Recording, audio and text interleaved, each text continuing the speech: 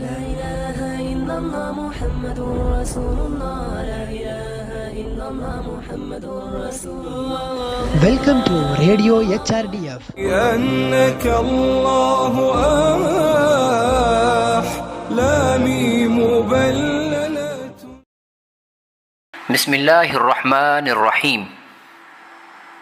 امید کے دامن کو نہ چھوڑیں.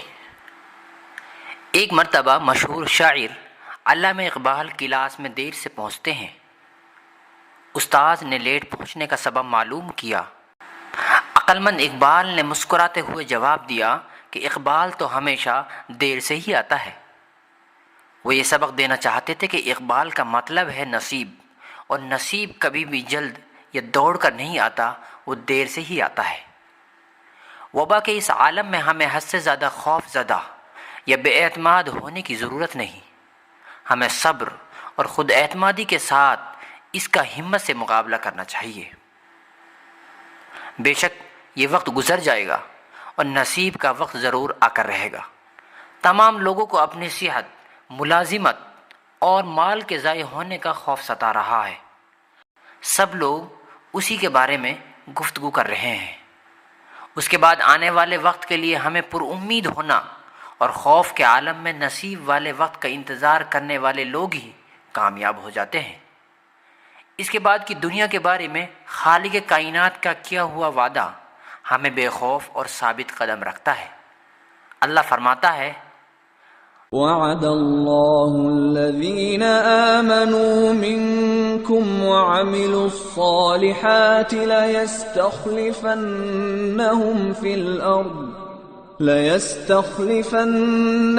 في الأرض كما استخلف الذين من قبلهم وليمكنن لهم دينهم الذي ارتضى لهم وليبدلنهم من بعد خوفهم أمنا. اللہ نے ان لوگوں سے وعدہ کیا ہے جو تم میں سے ایمان لائے اور نیک عمل کیے کہ انہیں ضرور ملک کی حکومت عطا کرے گا جیسا کہ ان سے پہلے والوں کو عطا کی تھی، اور ان کے لیے جس دین کو پسند کیا ہے اسے ضرور مضبوط کر دے گا، اور ضرور بھی ضرور ان کے خوف کو امن سے بدل دے گا.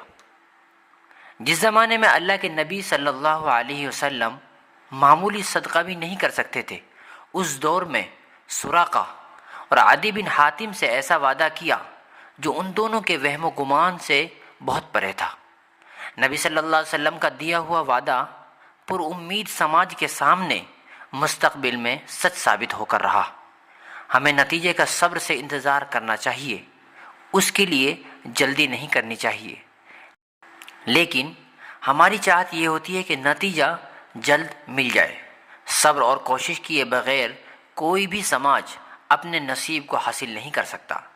ہمیں اس پر بھروسہ ہونا چاہیے. اللہ ہمیں کوشش اور صبر کرنے کی توفیق عطا فرمائے. آمین. ليل ولا شفق